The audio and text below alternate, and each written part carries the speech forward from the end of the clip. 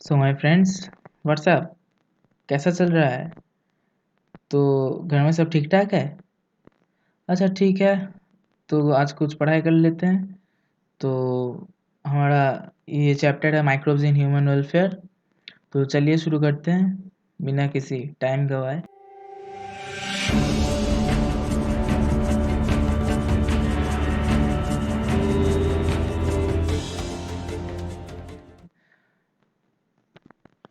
तो ये microbes in human welfare chapter है, क्लास 12वीं का बायोलॉजी का chapter microbes in human welfare, और मैं आपके साथ देवार्क नंदी। तो चलिए शुरू करते हैं चैप्टर। तो हमारा जो चैप्टर का जो मेन कंटेंट है माइक्रो ऑर्गेनिज्म। तो शुरू करते हैं पहला पॉइंट। तो पहला पॉइंट क्या है? अ माइक्रो ऑर्गेनिज्म और microbes is an organism which is too small to be seen by the unaided human eye, means naked eye. They are microscopic. तो यहाँ पे बोला गया है कि ये जो माइक्रो ऑर्गेनिज्म है, देखिए ये जो पहला वर्ड है माइक्रो, इससे पता चल रहा है कि माइक्रोस्कोपिक के कुछ रिलेटेड ऐसा कुछ है, और ऑर्गेनिज्म तो आपको पता ही है। तो ये माइक्रो ऑर्गेनिज्म जो है ये माइक्रोस्कोपिक लेवल का होता है, मीन्स खाली आँख से कुछ भी दिखा नहीं पड़ता, माइक्रोस्कोप के अंदर देना पड़ता है। तो सेकंड पॉइंट क्या है? The study of micro organism is microbiology. कुछ लोगों को पता ही होगा ये सब। तो third point, micro organisms present everywhere, geysers, under snow, deep in soil. तो यहाँ पे बोला है कि माइक्रोब्स जो है वो कहीं भी रह सकता है, वो गर्मी में भी रह सकता है, सर्दी में भी रह सकता है, वो किसी भी कंडीशन में रह सकता है। अच्छा, तो फोर्थ पॉइंट क्या है? Microbes are diverse, they are classified in some in diverse things like protozoa, bacteria, fungi, and microscopic plant viruses, viroids, and also prions. अच्छा भाई, तो ये प्रायंस क्या है? हाँ, तो ये है कि प्रोटीनेशियस इन्फेक्शियस एजेंट। ये क्लास 11 के बायोलॉजी में था, कुछ लोगों ने पढ़ा होगा।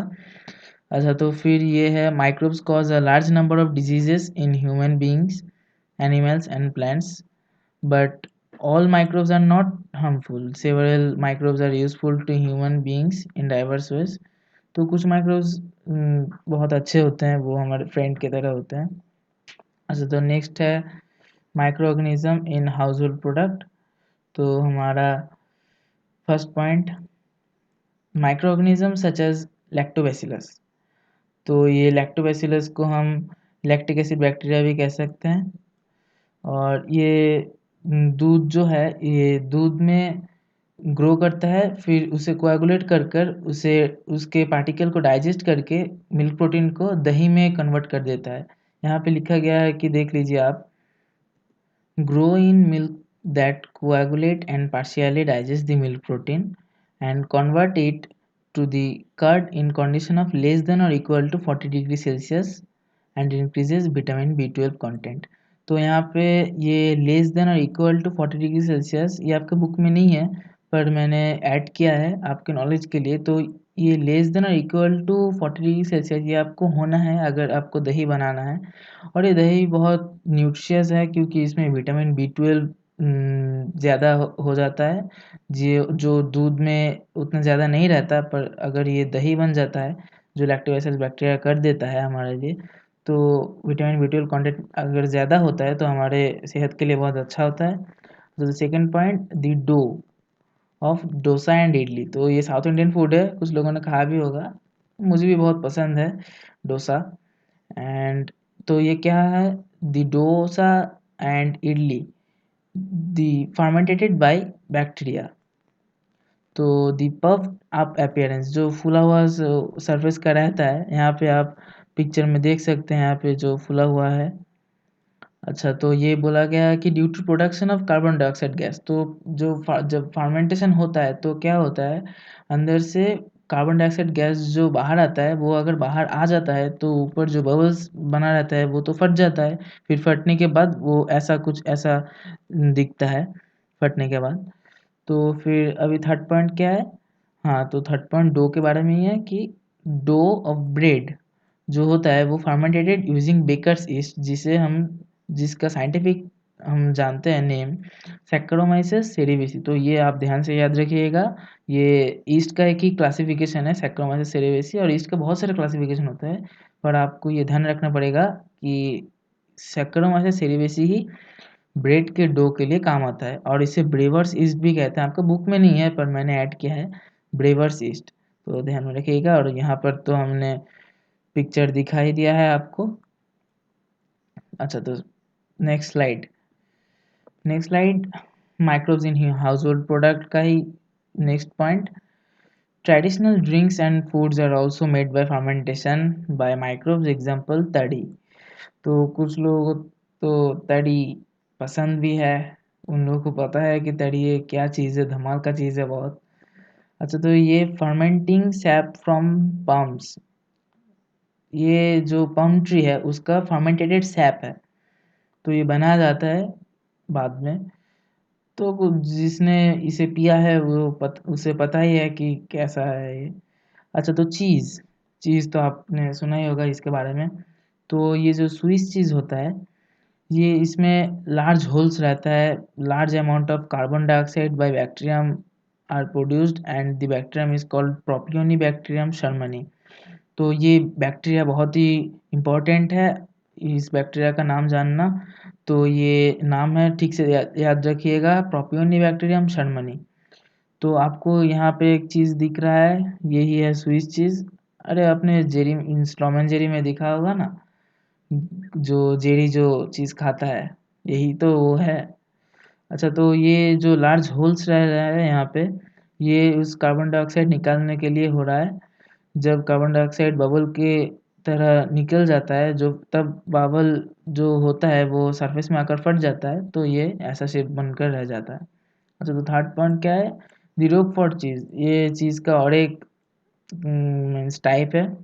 तो these are ripened by growing a specific fungi penicillium roqueforti. तो देखो ये बैक्टीरियम से किया गया था ये स्विस चीज़, और ये रोकफोर्ट चीज़ फंगाई से। तो ध्यान में रखिएगा कि कौन सा चीज़ कौन से माइक्रोब से तैयार किया जा रहा है, बैक्टीरिया और फंगाई। तो ध्यान में रखिएगा। तो ये पेनिसिलियम रोकफोर्टी का नाम आपके बुक में नहीं है, पर ये ज़रूर है कि वो एक स्पेसिफिक फंगाई से बनाया जाता है, तो ध्यान में याद रखिएगा, इसे जानना बहुत ज़रूरी है। और फिर हमारा नेक्स्ट कंटेंट आ रहा है microorganism in industrial products. तो इसका first point, even in industry, microbes are used to synthesize a number of products valuable to human beings, beverages and antibiotics. Production at industrial scale requires growing microbes in vessels called fermenters. तो ये fermenters क्या है, ये देखो यहाँ पर नीचे जो पिक्चर है आपके लिए मैंने रखा है, fermenters इसे कहते हैं। तो इसमें ही हमारा जो होता है कि बेवरेजेस और एंटीबायोटिक्स जो भी हो वो या इस fermenters में तैयार किया जाता है। अच्छा, तो fermented beverages, तो फर्स्ट पॉइंट क्या है, beverages like wine, beer, whisky, brandy और राम। पता ही होगा आपको। अभी का अभी इस समय का, इस जनरेशन का कोई भी बच्चा ऐसा नहीं है जो इनके बारे में नहीं जानता। तो देखते हैं। अच्छा, तो यही ईस्ट सैक्रोमाइसेस सेरिवेसी, ये इसके द्वारा ही जो सीरियल्स होता है हमारा उसे फर्मेंट किया जाता है, और जो फ्रूट जूस है उसे भी फर्मेंट किया जाता है, फिर इथेनॉल तैयार किया जाता है। तो आपको पता है कि wine, beer, whisky, brandy, rum, इन सब का तो मेन कंटेंट है ही इथेनॉल। अच्छा, तो second point, wine and beer. Wine and beer जो है ये डिस्टिलेशन के बिना तैयार किया जाता है, और बाकी जो होता है विस्की, ब्रांडी एंड राम, बाकी तीनों को डिस्टिलेशन करके तैयार किया जाता है, पर वाइन एंड बियर को without distillation.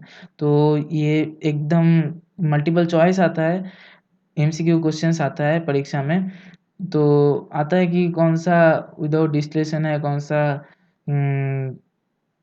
Means with in distillation होता है। तो आपको ये क्वेश्चन देगा, तो आप ये ध्यान से रखिएगा। यहाँ आपके जानकारी के लिए मैंने नीचे कुछ पिक्चर भी दिया है, इसकी ब्रांडी राम, आपको जो पसंद है देख लीजिएगा, पर हाँ खाना मत, ये सब खाना अच्छी बात नहीं है।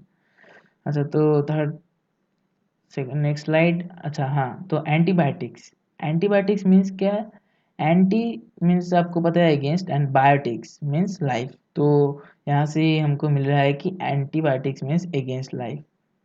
तो क्या है ये चीज़? First, antibiotics are chemical substances. तो इसे पहले ही समझ चुके हैं आप लोग कि एंटीबायोटिक्स केमिकल सब्सटेंसेस है which are produced by some microbes and can kill or retard the growth of other microbes. तो ये क्या है? माइक्रोब्स को ही माइक्रोब्स के मीन्स माइक्रोब्स को किल मारने के लिए हम यूज़ कर रहे हैं। अपने लोग को ही अपने लोग के लिए मारने के लिए यूज़ कर रहे हैं। क्या बात है भाई! अच्छा, तो नेक्स्ट तो यहाँ पे है penicillin as named by Alexander Fleming is a chemical produced by the mould Penicillium notatum. तो यहाँ पे आप देख सकते हैं कि यहाँ पे मैंने लिखा है कि अलेक्जेंडर फ्लेमिंग जो है वो एक बहुत बड़े साइंटिस्ट थे। तो जब वो एक स्पेसिफिक फंगाई के ऊपर अपना प्रोजेक्ट वर्क बना रहे थे, तभी उन्होंने ये देखा कि उनके प्रोजेक्ट वर्क के वहाँ एक फंगाई मोल्ड की तरह हो रहा है। तो उसे उन्होंने नाम दिया पेनिसिलियम ओलेटम। तो तभी उनको ये पेनिसिलियम मिला। तो फिर जब अर्नेस्ट चेन एंड हावर्ड पोले वो जब उनके अलेक्जेंडर फ्लेमिंग के इस प्रोजेक्ट वर्क को आगे लेकर गए, तो उन्होंने एक इसे इस पेनिसिलिन को इफ़ेक्टिव एंटीबायोटिक के हिसाब से एस्टेब्लिश किया और फिर वो नोबेल प्राइज़ भी जीते 1945 साल में। और फिर penicillin was extensively used to treat American soldiers wounded in World War two. तो वर्ल्ड वॉर टू के वक्त ये पेनिसिलिन अमेरिकन जो सोल्जर्स थे उनको ठीक करने के लिए यूज़ किया जाता था एंटीबायोटिक्स के जगह पे। तो थर्ड पॉइंट क्या है? Antibiotics treat deadly diseases such as plague, whooping cough जिसे हम काली खांसी कहते हैं, डिप्थेरिया जिसे गलघोटू एंड लेप्रोसी जिसे हम कुष्ठ रोग कहते हैं। तो ऐसा बहुत सारे होते हैं।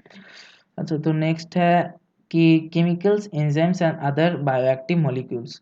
तो ये भी हमारा इंडस्ट्रियल प्रोडक्ट के अंदर आता है।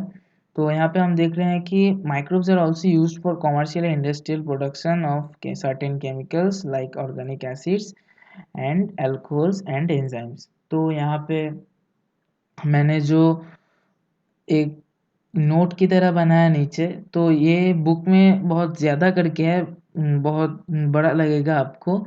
तो मैंने उसे एकदम कट पेस्ट करके मैंने एकदम छोटा करके बनाया है जो आपको एकदम टू दी पॉइंट आंसर देगा। और ये इसे देखकर आप एकदम अपने दिमाग में एकदम अच्छे से स्क्रीनशॉट ले लीजिए क्योंकि ये बहुत ही काम का है। तो आप एकदम से देख लीजिए, मैं फिर से बता रहा हूँ आपको, या आप स्क्रीनशॉट ले लीजिए अपने दिमाग में एकदम ठीक से ले लीजिएगा और आप अपने डिवाइस में भी स्क्रीनशॉट ले सकते हैं। अच्छा, तो क्या है? एस्परजिलस नाइगर ये एक फंगी है और ये साइट्रिक एसिड सीक्रेट करता है। इंडस्ट्रियल प्रोडक्ट में ये सब यूज़ किया इसलिए जा रहा है कि ये जो साइट्रिक एसिड है हमको तो चाहिए। इंडस्ट्रियल प्रोडक्ट में ये साइट्रिक एसिड बहुत से जगह पे काम आता है। तो यहाँ एस्परजिलस नाइगर इसलिए यूज़ किया गया है क्योंकि ये मेजर सोर्स है साइट्रिक एसिड का। इससे ज़्यादा साइट्रिक एसिड और कोई नहीं देता, इसलिए ही ये इंडस्ट्रियल प्रोडक्ट्स में इंडस्ट्री में यूज़ किया जाता है। अच्छा, तो सेकंड क्या है? एसिडोबैक्टर एसिटी। ये एक बैक्टीरिया है और ये सीक्रेट करता है एसिटिक एसिड। अच्छे से देखिएगा, ध्यान से सुनिएगा मेरा बात। एंड अभी है क्लोस्ट्रिडियम ब्यूटाइलिकम। ये एक बैक्टीरिया है, ये ब्यूटारिक एसिड सीक्रेट करता है। फिर हमारा लैक्टोबैसिलस आ गया, इसे तो हम पहले ही बता चुके हैं, लैक्टिक एसिड हमको देता है। और ईस्ट, इसे भी हम पहले पढ़ चुके हैं, सैक्रोमाइजस सेरिवेसी, ये इथेनॉल हमको देता है जो फर्मेंटेशन करके मैंने बताया आपको। और लाइपेज क्या है? लाइपेज है डिटर्जेंट फॉर्मुलेशंस में यूज़ किया जाता है। तो डिटर्जेंट तो आपको पता ही होगा क्या है। खैर छोड़िए, अब ये बायोलॉजी है, कोई केमिस्ट्री नहीं। फिर मैं आता हूँ क्या, ओ ये जो लाइपेज क्या है वही बताना भूल गया। तो ये लाइपेज है क्या कि जो ऑयली स्टेन्स होता है ना हमारे कपड़े पे अगर आ जाता है तो लॉन्ड्री पे हम देते हैं, तो वहाँ क्या करता है डिटर्जेंट में उसे धो कर देता है, तो डिटर्जेंट में रहता है लाइपेज। ये डिटर्जेंट का मेन कंटेंट है लाइपेज। तो ये हमको वो जो क्लॉथ के ऊपर ऑयली स्टेन जो रहता है उसे हटाने में मदद करता है। तो नेक्स्ट पॉइंट है पेक्टाइनेज एंड प्रोटीज। ये जो है वो हमको जो बॉटल जूस होते हैं उसको एकदम शाइनी लुक एकदम क्लैरिफाई करने के लिए किया जाता है यूज़। और फिर है स्ट्रेप्टोकाइनेस। स्ट्रेप्टोकाइनेस किससे मिलता है? स्ट्रेप्टोकोक्कस पाइजिनिस। ये आपके बुक में नहीं है पर मैंने दिया है, एडिट किया है एक्स्ट्रा करके। तो streptococcus used as a clot buster for removing clots from the blood vessels of patients of heart attack. तो ये क्लॉट बस्टर क्या है? हाँ, तो क्लॉट बस्टर ये है कि जो हमारा जो हार्ट अटैक होता है जिस पेशेंट का, या किसी का भी हो, हार्ट हार्ट अटैक जब होता है तो क्या होता है, अगर कुछ कोई भी ब्लड वेसल फट सकता है तो वहाँ जब क्लॉट हो जाता है ब्लड, तो उस क्लॉट को तो हटाना पड़ेगा। तो उस क्लॉट को हटाने के लिए स्ट्रेप्टोकाइनेज यूज़ किया जाता है, तो ये उस क्लॉट को हटाने में हमारी मदद करता है। तो हमारा नहीं, डॉक्टर का। हाँ। और फिर है साइक्लोस्पोरिन ए। साइक्लोस्पोरिन ए क्या है? ये इम्यूनोसप्रेसिव एजेंट के तरह यूज़ किया जाता है in organ transplantation and produced by trichoderma polysporum. तो ये ट्राइकोडर्मा पॉलीस्पोरम एक फंगाई है, आप ध्यान से याद रखिएगा। और ये साइक्लोस्पोरिन ए क्या है और इम्यूनोसप्रेसिव एजेंट भी क्या है, बता रहा हूँ।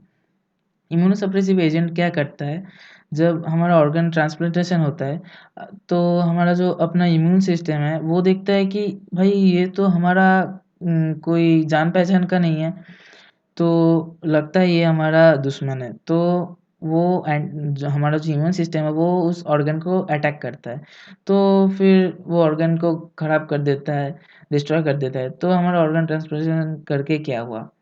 फिर इसलिए साइंटिस्ट ने डिस्कवर किया साइक्लोस्पोरिन ए, जो एक इम्यूनोसप्रेसिव एजेंट के तरह यूज़ किया जाता है। तो क्या करता है इम्यूनोसप्रेसिव एजेंट? तो वो बोलता है कि इम्यून सिस्टम आप एक जगह पे रहिए, अगर कुछ हुआ, ये हमारा दुश्मन नहीं है, अगर कुछ हुआ तो मैं देख लूँगा, आप शांत रहिए, आपको डरने की कोई बात नहीं। अच्छा, तो यही साइक्लोस्पोरिन ए करता है। और आप ध्यान से याद रखिएगा कि ये ट्राइकोडर्मा पॉलीस्पोरम से आता है। अच्छा, तो नेक्स्ट है स्टैटिन। तो स्टैटिन प्रोड्यूस किया जाता है ईस्ट, जो इसका नाम है मोनास्कस परपेरियस। तो याद रखिएगा ये भी इसका एक और टाइप है, monascus purpureus, and have been commercially used as blood cholesterol lowering agent. तो ये हमारा जो ब्लड कोलेस्ट्रॉल है उसको लो लो करने में हमारा बहुत अच्छी तरह से मदद करता है। और it also inhibits the enzyme responsible for synthesis of cholesterol. तो हमारा जो कोलेस्ट्रॉल है उसको सिंथेसिस करने में जो एंजाइम रिस्पॉन्सिबल है उसको सप्रेस करने के लिए, उसको इनहिबिट करने के लिए हम स्टैटिन यूज़ करते हैं। तो जिन लोगों का कोलेस्ट्रॉल है वो, उन लोगों को डॉक्टर कभी कभी स्टैटिन प्रिस्क्राइब करते हैं। तो आप देख लीजिए, आप खुद से फिर स्टैटिन्स मत लीजिएगा। अगर डॉक्टर प्रिस्क्राइब करे as per doctor's prescription, you have to do. So thank you guys, thank you so much for watching the full video, and please subscribe and like and share. So I will get motivated from you so much, and press the bell icon to get notifications of my new uploaded videos. Thank you so much guys.